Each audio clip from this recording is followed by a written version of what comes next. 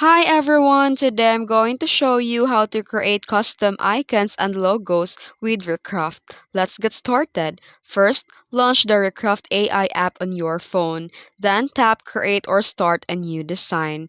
Then here in the prompt box, tap a specific and concise description of your logo or icon, like for this example prompts here. Then, after typing your clear prompt, choose a style preset. Tap the style or preset option and select a style like a flat icon, a minimal logo, a line art, or vector graphic. Then here, set aspect ratio. Tap the aspect ratio and choose 1:1 for logos or icons. Then custom ratio if needed for branding.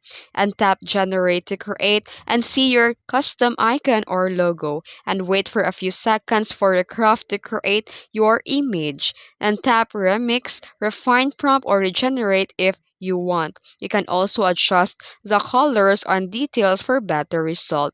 And after customizing your design, tap Download or Export and choose the format. And that's it. If you found this video helpful, don't forget to like and subscribe for more tutorials. Thanks for watching.